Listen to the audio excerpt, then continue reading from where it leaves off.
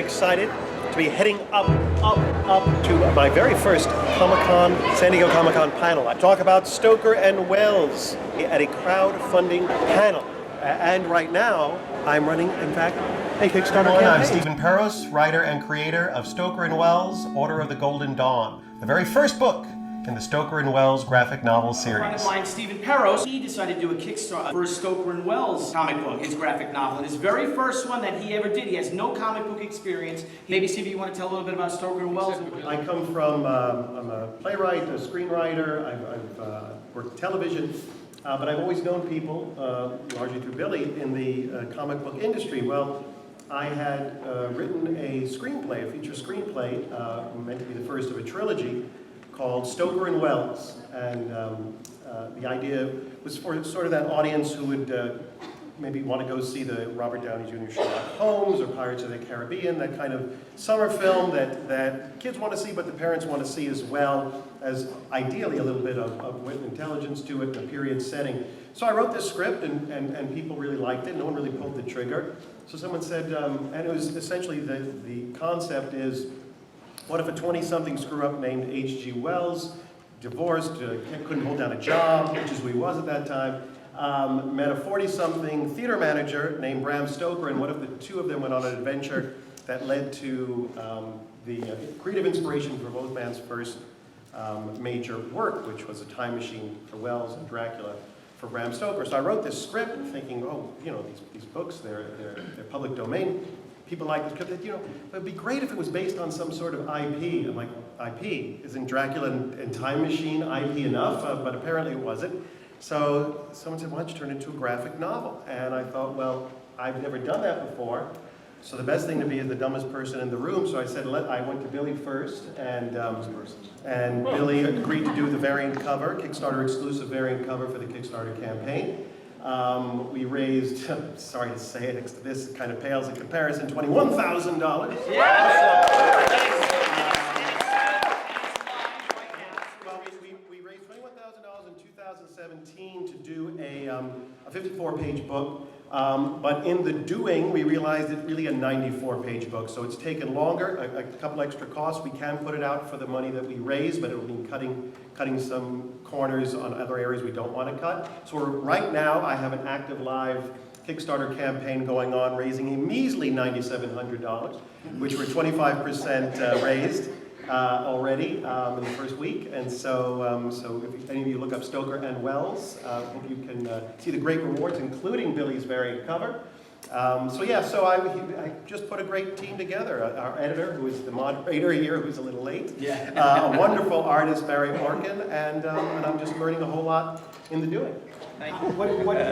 What did you study before you came in on the first Kickstarter? Well, you know, I don't have a fan base the way, you know, comic book creators have, so I did a lot of research. I had been a part of, well, I did not run once a campaign for a short film, so I saw what happened. I saw, you know, basically you shut down your life for 30 days. You have to, do not do this, do not leap into Kickstarter unless you're ready to go out there. But what I found, you know, I watched a lot of tutorials, I watched a lot of things that worked, things that didn't work. You know, realized that you had to be, have dignity, be self-effacing, have a good sense of humor, and be gracious and thank people. But I found that the number one thing I learned was that you have to have one-on-one contact. You have to find ways to reach out to people directly and not rely 100% on social media, because I found that the majority of my, I would find pledges when I would reach out to people directly, and as well as take advantage of every situation that presents itself to you for 30 days. Like, for example, if I happen to be theoretically running a Kickstarter campaign at the very moment that we're sitting here, yes, I think I'm the only one who's actually running one, as we are sitting here, I might in theory say to you that for anybody who was to pledge $35 or more. What's this under me? Oh, I know. As a Comic-Con exclusive, you know, remember dignity, Comic-Con exclusive, individually numbered and signed by the artist, along with all the other rewards that you would get, including the book delivered to your door, free of charge. you would get this, one of 50, numbered and signed by the artist, shipped to me as a San Diego Comic-Con exclusive that I would loiter out here pathetically and hand you once I saw that you had pledged, or at Billy's booth. Yes, that's Theoretically, so crass as to do yes, this. if I were so crass as to do this. But of course, if anybody who just donated at the $5 level, I would give you one of these signed, the Stoker and Wells postcards signed by myself. That's just the kind of thing you might do if you would stoop to the level that I just.